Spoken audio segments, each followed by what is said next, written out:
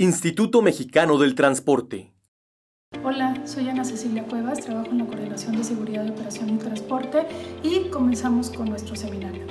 Bueno, les voy a presentar un panorama estadístico de la siniestralidad vial y este tema viene en conjunto con lo que expuse el año pasado, que tenía que ver con el efecto de la pandemia por COVID-19 en los accidentes de tránsito.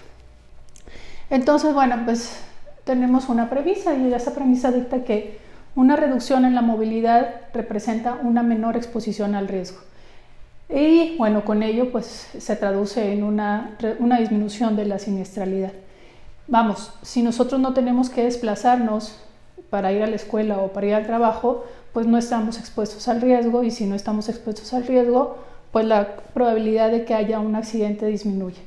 Entonces, bajo las condiciones que prevalecían el año pasado y antepasado, las restricciones de desplazamiento asociadas a la pandemia trajeron consigo un menor número de colisiones y víctimas. Esta es la hipótesis. Veamos si esto fue real. Primero me gustaría mostrarles esta gráfica, que son las muertes ocasionadas por el tránsito. Tenemos la información de 2010 hasta 2020. Recordarán que en 2011 se firmó el Decenio de Acción por la Seguridad Vial 2011-2020, en el cual como país nos comprometimos a una reducción del 50% de las víctimas mortales por el tránsito. Entonces, si hubiésemos dado cumplimiento a nuestro compromiso, en lugar de tener 16.600 muertes que teníamos en 2011, para 2020 deberíamos haber alcanzado una cifra alrededor de los 8.000. Evidentemente no se cumplió con este compromiso y llegamos a una cifra de 13.630. Aquí hay que considerar que ya estábamos bajo los efectos de la pandemia, entonces esta cifra pues es menor todavía por estos efectos de reducción de la movilidad. Aunque también es importante puntualizar que a partir de 2019 tenemos una crisis económica y siempre las crisis económicas también se ven reflejadas en una reducción en el número de muertos. Entonces, de alguna manera podemos hablar de cifras estables hasta 2018, 2019 y 2020, 2019 afectado por la crisis y 2020 afectado por las condiciones de pandemia. Ahora, bajo este contexto, ¿cuál es el perfil sociodemográfico de las víctimas del tránsito? Eso es importante saberlo. ¿Quiénes dejaron de morir? ¿O quiénes están muriendo más? ¿Y en dónde dejaron de morir? Y esto es importante saber: en qué entidad federativa, si fue una zona urbana o fue una zona suburbana.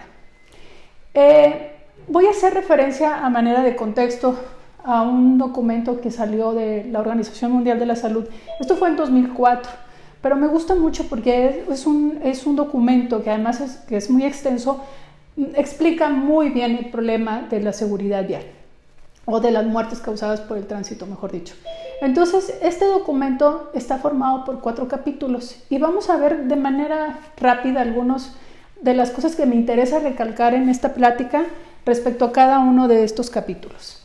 Primero, el capítulo 1 habla de los fundamentos, y aquí en los fundamentos nos invita la Organización Mundial de la Salud a romper con los paradigmas.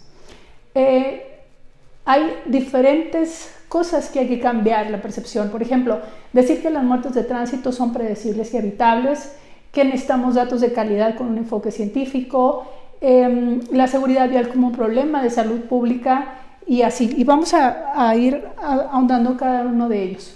Por ejemplo, vamos a cambiar la percepción de que las muertes por el tránsito son algo que es predecible y es evitable. Es decir, estas muertes no son una consecuencia inevitable del transporte. Entonces, aquí les muestro una figura donde aparece el índice, la tasa de mortalidad por cada 100.000 habitantes. Está señalado México con la flecha y pues estamos comparativamente en una situación similar a la que se encuentra Uruguay, Argentina, Colombia. Más o menos ahí podemos nosotros compararnos. Evidentemente con menores tasas están los países europeos como Noruega, Suecia y Reino Unido también. Bueno, dentro de este paradigma también es importante precisar que las muertes por el tránsito no son el precio de la movilidad y el desarrollo económico. Y, por ejemplo, en muchos países se ha apostado por desarrollar ciclovías que son seguras, que invitan a la gente a utilizarlas como una forma de desplazarse.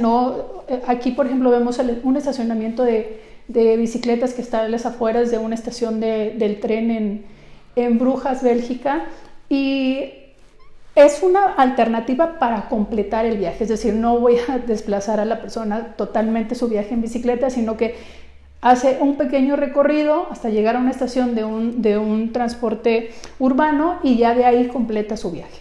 Entonces, pero todo este recorrido se hace con una infraestructura que es segura y que lo invita a circular.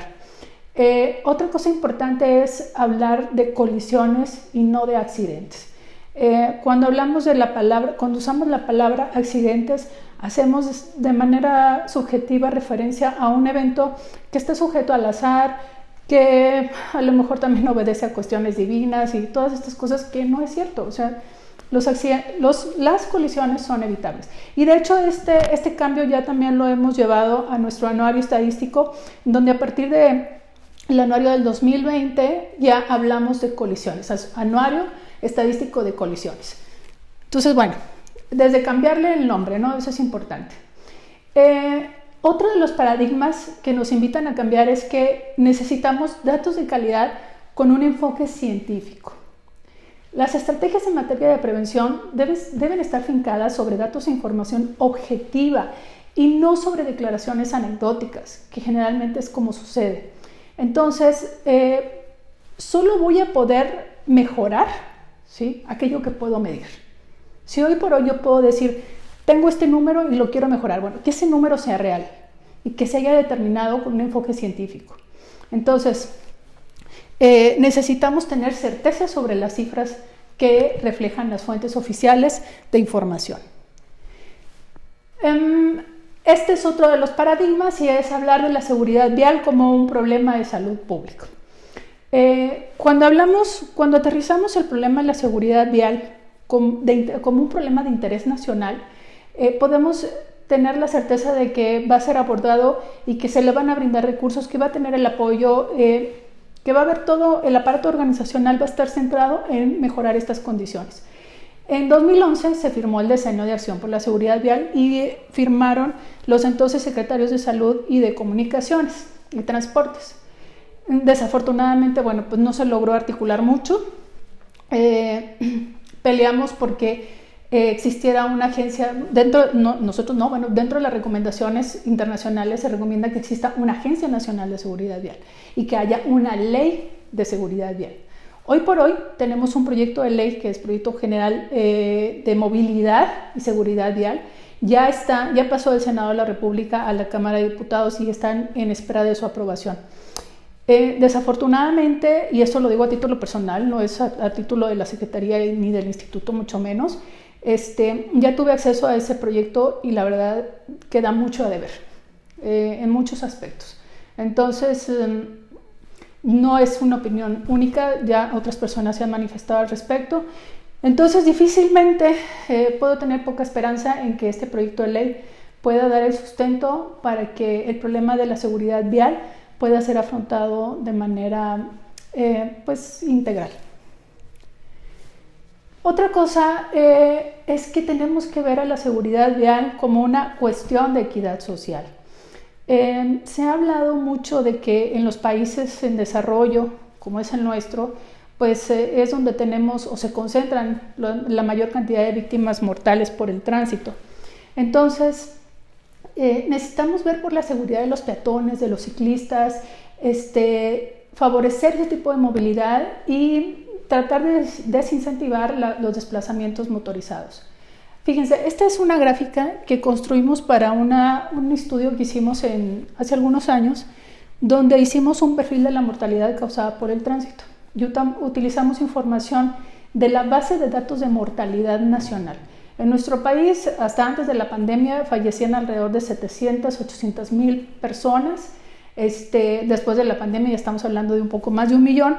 Pero bueno, de esa base de datos podemos filtrar y sacar solamente las muertes ocasionadas por el tránsito.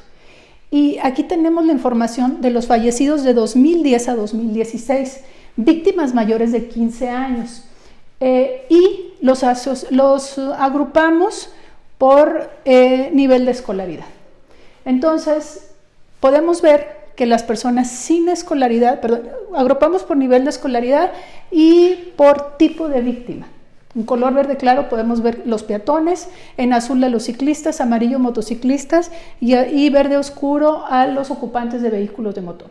Entonces, podemos apreciar que las personas sin escolaridad representaron el 9% de estas 56.840 víctimas y de ellas más del 75% fallecieron siendo peatones. Primaria incompleta, estamos hablando de más del 60%, también peatones. Primaria incompleta, más del 50%, secundaria incompleta, 40 y tantos %. En estos 4 rangos tengo más del 50% de las víctimas ocasionadas por el tránsito de este rango de edad para estos años. Entonces hablamos de una cuestión donde la gente pobre tiene menos recursos para desplazarse y es mucho más probable que sea víctima del tránsito. Y esto conlleva a algo que le llaman el círculo de pobreza. Es decir, tengo una persona que solo puede desplazarse en transporte urbano o a pie y generalmente hombre, y que si es la cabeza de familia, esa cabeza de familia se queda sin un sustento. Entonces, las personas que están inmersas en esa familia, pues evidentemente se van a ver afectadas sus condiciones económicas y sus probabilidades de salir adelante. Entonces, por eso se habla del concepto de equidad social. Otra cosa que tenemos que cuidar, y nosotros en particular como ingenieros, es que los sistemas deben tomar en cuenta el error humano. La conducta no solo se rige por las habilidades y por los conocimientos, también el entorno puede influir en la conducta. Entonces, de aquí nace el concepto de los caminos autoexplicativos. Estos caminos asesoran y llevan al conductor de la mano y lo guían en su toma de decisiones. Hay muchas teorías que explican el comportamiento y específicamente el comportamiento del conductor. Por ejemplo, una de ellas es la teoría homeostática del riesgo. Les voy a poner un ejemplo muy sencillo. Si yo voy conduciendo por una carretera de montaña en un Tsuru, por ejemplo, que ya sabemos hoy por hoy que es de los vehículos más inseguros, evidentemente mi velocidad de operación va a ser baja. ¿Por qué? Porque voy en un vehículo inseguro y lo sé, porque además eso lo sé, a lo mejor no toda la gente lo sabe, y voy en una carretera de montaña donde las velocidades, no puedo desarrollar altas velocidades. Ahora, otra vez, yo me sitúo en otro escenario en donde traigo un Volvo, por ejemplo, que son de los autos más seguros, y voy en una autopista de 4 carriles donde el flujo de tránsito es bajo. Entonces puedo desarrollar velocidades de operación altas. Soy yo bajo 2 escenarios distintos. Y bajo 2 escenarios distintos yo modelo o modulo mi riesgo. Entonces el riesgo se ve como algo que está sujeto a un equilibrio interno. El proyecto geométrico, si nosotros sacrificamos la geometría del proyecto geométrico, vamos a sacrificar la seguridad. Eso se ha visto y se ve particularmente en los entronques y en aquellos puntos que nosotros hemos llamado históricamente puntos negros. Otra cosa es el proyecto de señalamiento. Cuando hacemos un proyecto de señalamiento, tenemos que hacer este proyecto para humanos, para seres humanos. El ser humano, desde que ve una señal hasta que llega la información al cerebro, se procesa, realiza todo trabaja con la información, todo el proceso cognitivo, ¿sí?, que implica esto, y toma una decisión. Eso lleva un tiempo. Entonces, las señales se colocan a distancias de 3 segundos. Es una distancia en tiempo. ¿Por qué? Porque depende de la velocidad de operación. En un escenario como el que vemos aquí, pues tenemos una vialidad saturada de señales. El conductor no las va a ver. Sí las va a ver, pero no las va a procesar. Y en algún momento va a perder el hilo de lo que la información, de lo que el camino le quiere informar. Inventándonos señales que no resuelven los problemas, no resuelven las dudas y por el contrario causan mayores problemas. Los sistemas, otro de los paradigmas es que los sistemas tienen en cuenta la vulnerabilidad del cuerpo humano. Sabemos que una persona que es atropellada, si el vehículo que lo atropella circula a 30 kilómetros o menos, su probabilidad de sobrevivir es muy alta.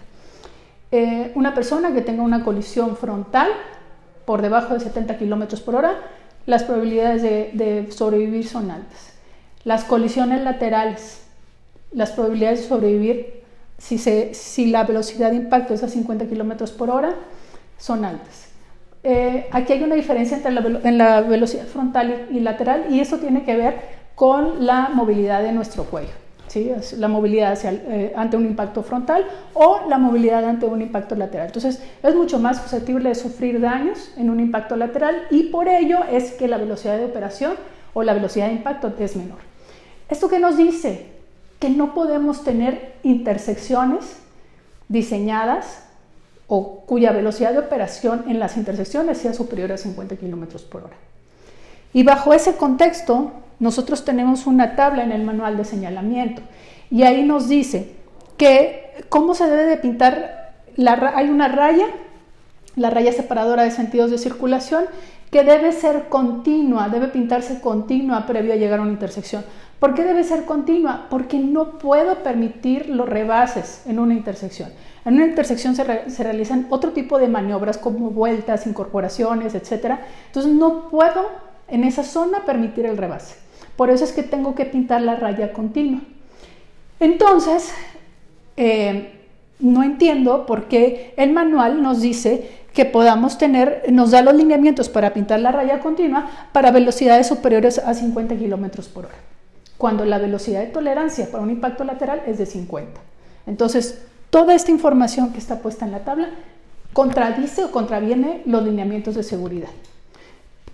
Por otra parte, tenemos en nuestra red carretera estos caminos directos, que son las calzadas de 12 metros, donde nosotros y los ingenieros hemos creado una mala práctica. Cuando colocamos este señalamiento donde dice extreme su derecha, permita el rebase. Y además son carreteras en las cuales se puede circular a 100 kilómetros por hora. Estamos viendo que la probabilidad de sobrevivir ante una colisión frontal es de 70 kilómetros por hora. En teoría no debería existir esos límites o esos límites tan altos. Entonces, hoy por hoy, estas carreteras son las carreteras que tienen los índices de mortalidad más elevados. Entonces, ahí hay un tema que se tiene que abordar y que tiene que ver con la seguridad vial. Algo que nos habla también este documento de la Organización Mundial de la Salud, y que ya lo han presentado a mis compañeros, es el enfoque sistémico, que es, de nuevo ya no tiene nada, pues estamos hablando de más de 20 años, pero nos da las pautas para dirigir nuestras acciones, dependiendo si queremos prevenir las colisiones, prevenir los traumatismos o preservar la vida, y tomando en cuenta los tres factores: el factor humano, los vehículos y el ambiental, que en el ambiental entra el rubro de las carreteras. En el capítulo 2 nos habla de la repercusión mundial, y en este capítulo habla de tendencias, de motorización, de perfil de las víctimas, las repercusiones sanitarias y sociales y los datos para la prevención de traumatismos. Y yo solamente voy a hacer énfasis en estos dos. El perfil de las víctimas. Ya sabemos que la mayoría de las personas que fallecen por traumatismos ocasionados por el tránsito, el 80% son hombres, 20% mujeres, y el gran porcentaje se concentra en las edades entre los 20 y los 40 años. Ahí tenemos una masa importante de personas que pierden la vida. También podemos saber a qué se dedicaban estas personas. Como vimos, determinamos el nivel de escolaridad, también podemos saber a qué se dedican, aunque en la base de datos que está publicada, la cual se alimenta con la información de las actas y los certificados de defunción, casi para el 50% no especifica la ocupación. Y podemos saber el tipo de víctima, y aquí tenemos tipo de víctima por rango de edad. Entonces, por ejemplo, de los 20 a los 39 años, pues sí, en el periodo de 2010 a 2016 tuvimos un poco más de 25,000 víctimas. Y de esas 25,000 víctimas, 9,300 fueron peatones y 11,000 fueron ocupantes de vehículos de motor. Conforme avanza el tiempo, o la edad, perdón, de las personas, aquí tenemos a los mayores de 60. Los mayores de 60, el 75% de las personas murieron siendo peatones. Entonces, pues el panorama es poco alentador para los que vamos para allá, porque el riesgo de morir como peatones es muy alto. Lo cual todavía tiene repercusiones pues más graves, porque estamos reduciendo la movilidad de las personas, de los adultos mayores, sometiéndolos a pues, una condición de encierro, precisamente por la inseguridad a la que están expuestos. Bueno, dentro de los datos que se requieren para la prevención de los traumatismos, pues es importante saber el tipo de víctima. Aquí volvemos a tener las cifras nacionales, donde vemos del 2010 al 2020. En 2010, menos del 50%, es decir, teníamos alrededor de 16.600 víctimas, y de estas, de 7.000, es decir, menos del 50%, no sabíamos qué tipo de víctima era. Conforme han pasado los años, me encantaría decirles que la información del registro ha mejorado, pero no. Al menos en 2020, más del 50%, es decir, 7.000 de 13.000 víctimas, no sabíamos qué tipo de víctima era. Se queda en el rango de no especificado. ¿Cómo podría diseñar una estrategia de prevención si no tengo los datos fiables? La importancia de recopilar datos y reunir pruebas, ¿sí? Sin información fiable, las prioridades en materia de prevención pues no se pueden determinar de una forma racional. Las diferentes fuentes de información. En esta gráfica, que también ya he tenido la oportunidad de mostrarles en otras ocasiones, insisto porque necesitamos tener fuentes confiables. Tenemos en la línea verde superior, es el número de muertos, el total de muertos que nos reportan por actas y certificados de defunción. La línea punteada son de estos muertos, ¿cuántos fallecieron en el lugar del siniestro? Es decir, por ejemplo, en 2020 tenemos 13.630 víctimas, y de estos 7.915 murieron en el lugar. En los cuadros rojos, barras rojas, tenemos los muertos de la Guardia Nacional, registrados por la Guardia Nacional, y sabemos que estos también son en el lugar del siniestro. Y en las barras grises tenemos los fallecidos registrados en la base de ATUS. ATUS son accidentes de tránsito en zonas urbanas y suburbanas, y esta información se obtiene a partir de los hechos de tránsito que registran las policías municipales y estatales. Cuando empezaba el decenio 2010-2011, alguien estaba mal, no sé quién, porque los muertos en el lugar que registraba tanto la Guardia Nacional más los que registraban las policías municipales y estatales eran superiores a lo que registraban las actas de defunción. 2011 seguíamos teniendo el mismo problema. Y no sé qué pasó. Casualmente en 2011 se firma el decenio y al siguiente año esto coincide. Los muertos en el lugar de INEGI coinciden con la suma de los muertos de Guardia Nacional y de policías estatales y municipales. Les digo, aquí me parece muy sospechoso que esto haya pasado justo al año siguiente de que se firma el decenio. ¿Qué pasa en los años posteriores? ¿Sí? Tengo un número de muertos. Esta diferencia que hay aquí son muertos en el lugar que no están siendo registrados ni por Guardia Nacional, ni por Policía Estatal ni Municipal, lo que me indica que existe un subregistro, lo cual es otra vez un asunto serio. Bueno, ¿qué pasó en 2011? De 2011 a 2012, ¿sí? Aquí podemos ver, esta es la información de accidentes de tránsito en zonas urbanas y suburbanas. Por colores me dice qué tipo de víctima era, ¿sí? Y aquí podemos ver la caída, de 7.994 a 5.469. Ahí están 2.000 víctimas mortales, al menos para esta fuente de información.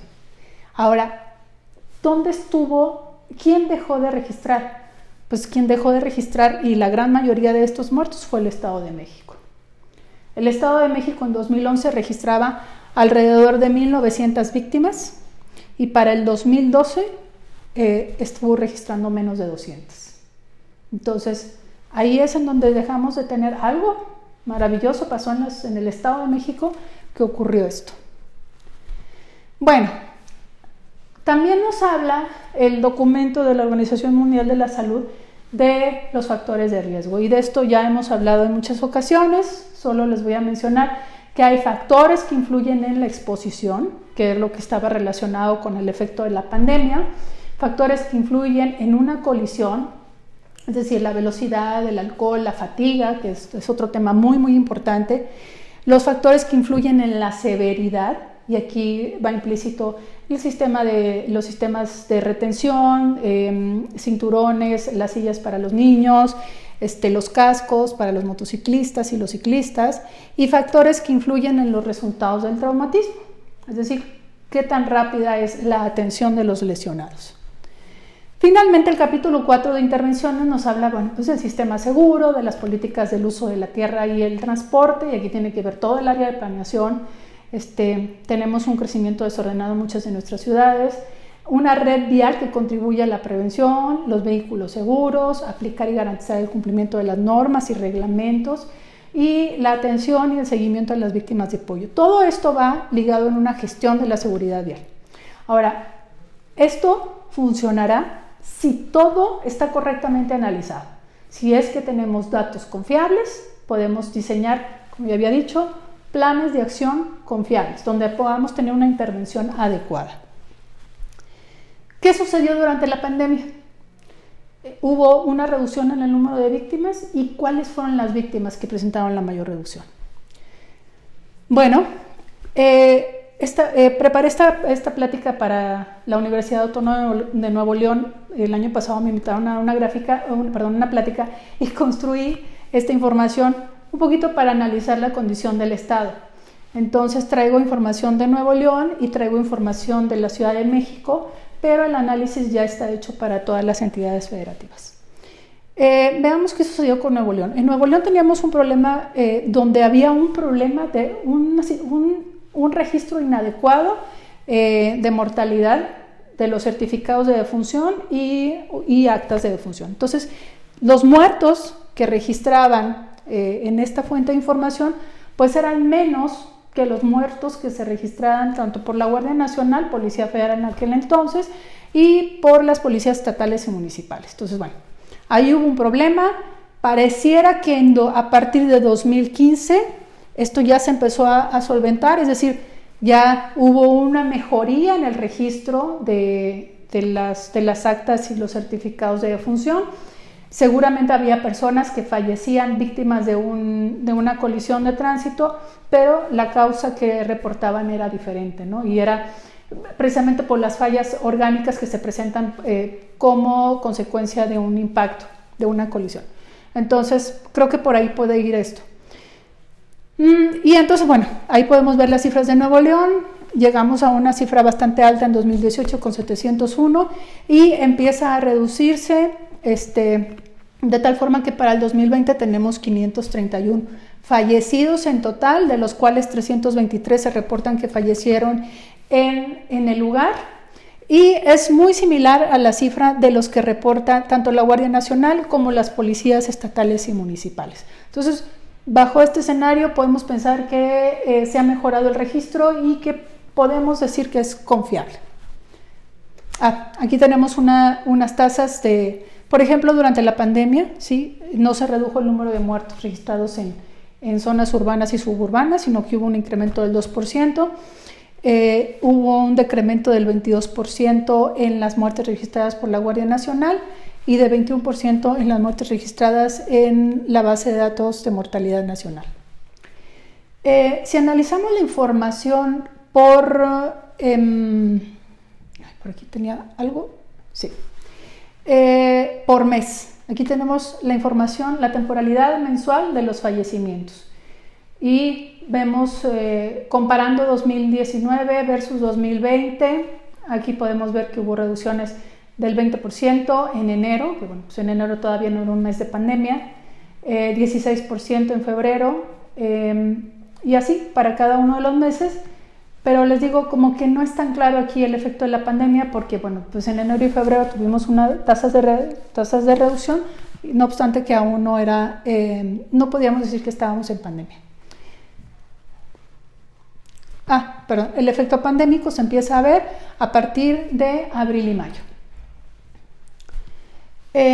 Aquí tenemos también la información de la base de datos de INEGI para Nuevo León. Recuerden, son los certificados de defunción. Lamentablemente, la situación del registro, aunque habíamos dicho anteriormente que mejoró porque ya cuadraba con las otras fuentes de información, no mejoró en cuanto a la calidad de cómo se está registrando.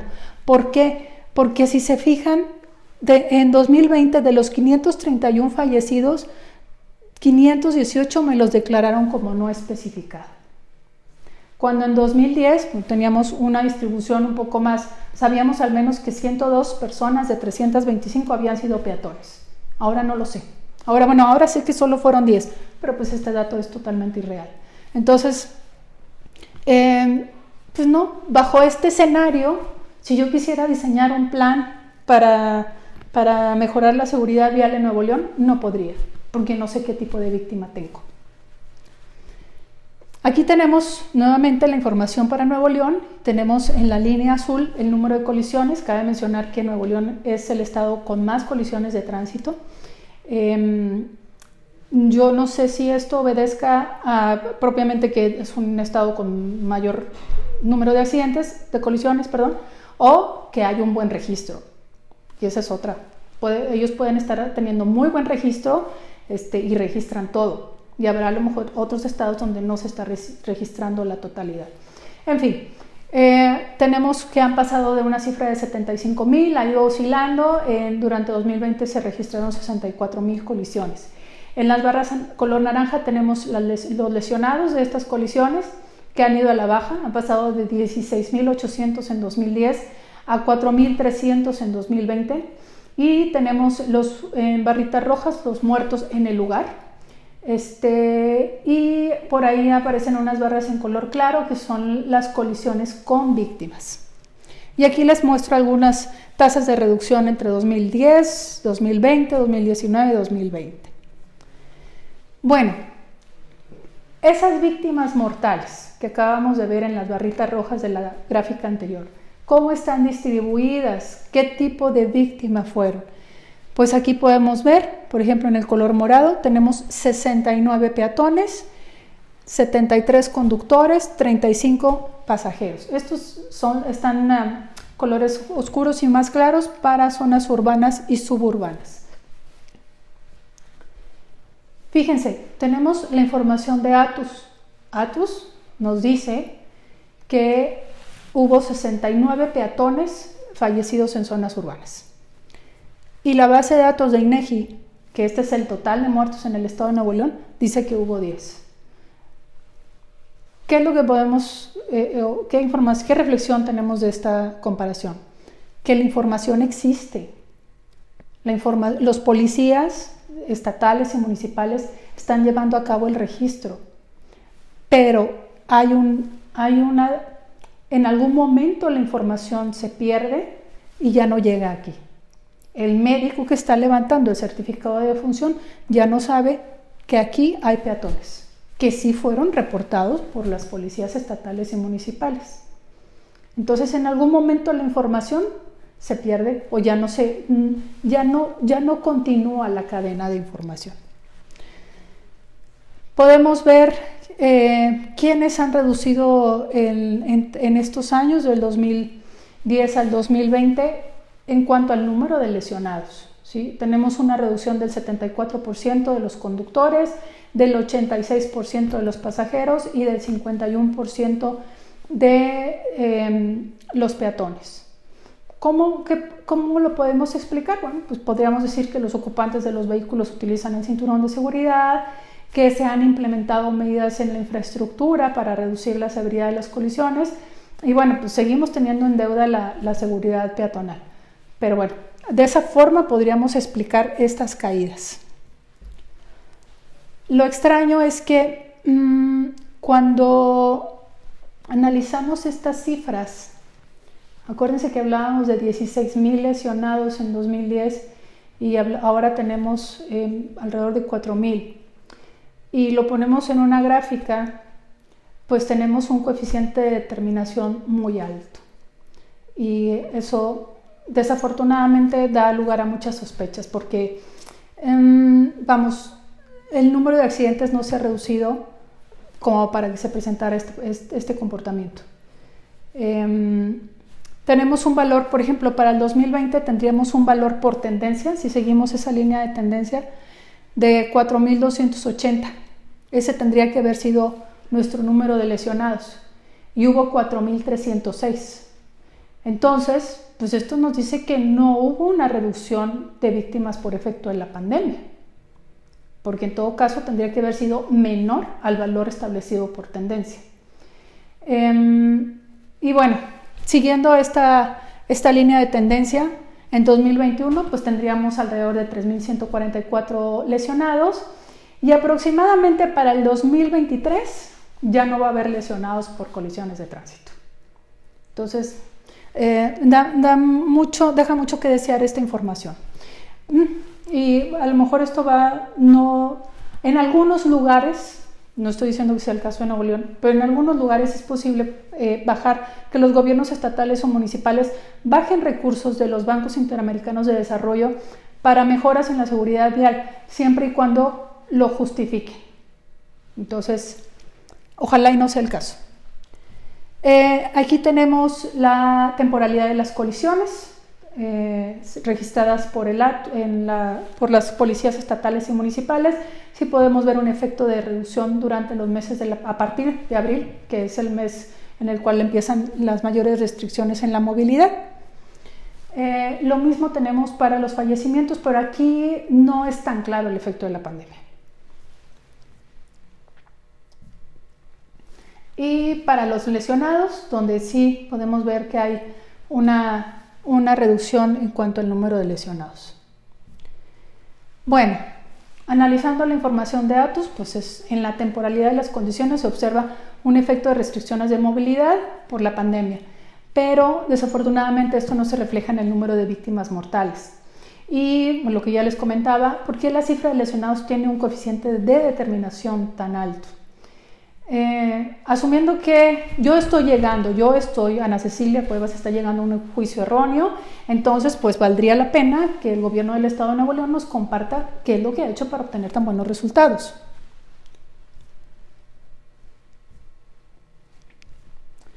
Bueno, ampliamos este análisis a otros entornos geográficos y aquí tenemos lo que pasa en la Ciudad de México. En la Ciudad de México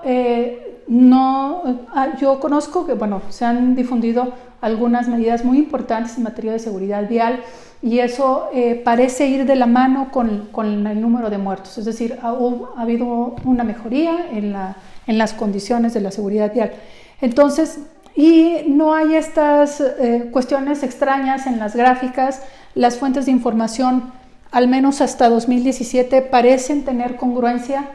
Desafortunadamente algo sucedió en 2019, no sé si desde 2018, pero ahí algo pasó.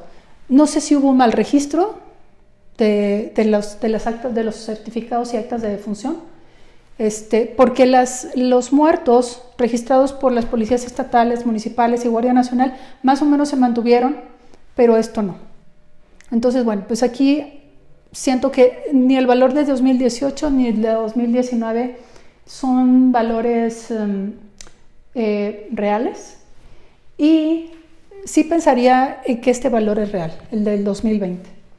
Y si es real, entonces pues tampoco tenemos una reducción por pandemia. Aquí tenemos el tipo de víctimas, ¿sí? ¿Cuáles fueron qué tipo de usuario eran estas víctimas mortales en la Ciudad de México? Vemos un incremento, y esto es muy grave, de un 84% del incremento de muertes de motociclistas de entre 2018 y 2020. Los peatones ha habido una reducción del 30%, lo cual es positivo, pero bueno, seguimos con el tema de los motociclistas, que es un tema serio y que al día de hoy pues no se han tomado las medidas adecuadas, puesto que pues seguimos viendo motocicletas sin placas, se venden motocicletas en un súper, en una tienda comercial. Entonces, pues no sé, como que se requiere un poquito más ahí de atención. Ciudad de México, ¿cómo están los fallecidos según lo que nos dice las policías estatales y municipales? Bueno, pues aquí tenemos la distribución de los muertos por tipo de usuario. Dado que la mayoría de las vialidades en la Ciudad de México son de carácter urbano, bueno, pues son las policías estatales y municipales las que aportan el grueso de la información. Tenemos una base de datos de mortalidad que nos dice que hubo 269 fallecidos en el lugar, de los cuales 150 son de aquí, de zonas de ATUS, accidentes de tránsito en zonas urbanas y suburbanas. La Guardia Nacional nos dijo que hubo 25 y entonces me faltan 94. Son 94 muertos para llegar a los 269, que no sé qué tipo de víctima fueron, por qué no fueron registrados por ninguna entidad de vigilancia. Aquí podemos ver las reducciones. En cuanto a los conductores, ha habido una reducción del 78%, de los pasajeros el 84% y de los peatones del 62%. Nuevamente, si ponemos esto en una gráfica y trazamos una línea y tenemos una tendencia, bueno, en este caso no tenemos un coeficiente de determinación tan elevado, pero bueno, pues ahí tenemos las cifras. Si consideramos la tendencia, por tendencia deberíamos haber tenido 1.304 lesionados en 2020 y hubo 1.603, entonces esto nos dice que no hubo un efecto por la pandemia. Y otra cosa que me resulta aquí extraña es que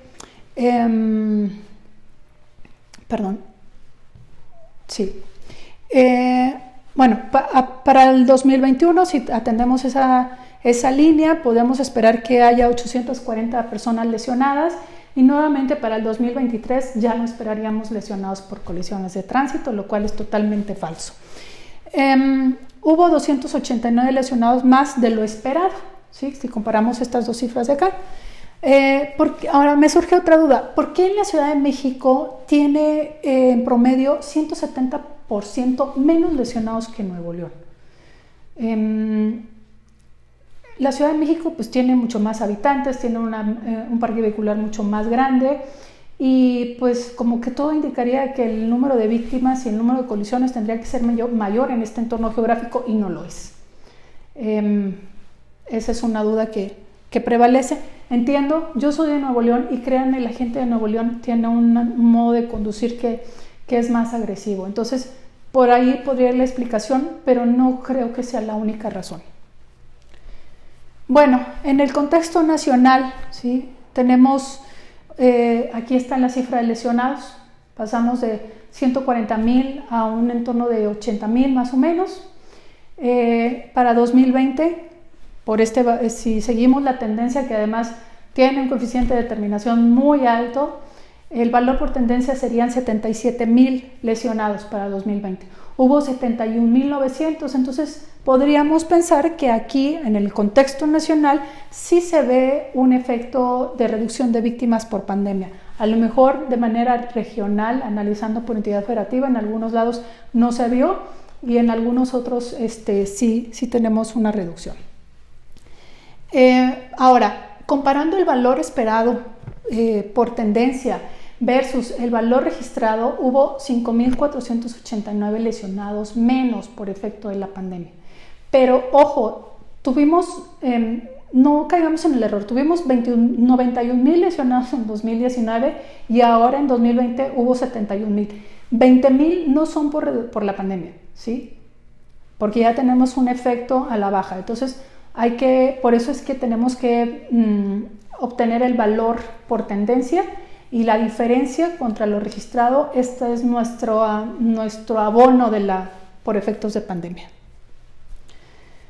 Bueno, si incluimos, por ejemplo, la información de las víctimas que reporta la Guardia Nacional, tenemos aquí la gráfica de las líneas de tendencia para los fallecidos y para los lesionados que reporta la Guardia Nacional. Finalmente construimos estos mapitas para comparar la cifra de fallecimientos entre 2019 y 2020. En el tono azul oscuro podemos ver los estados que tuvieron una reducción en cuanto al número de fallecimientos superior al 15%,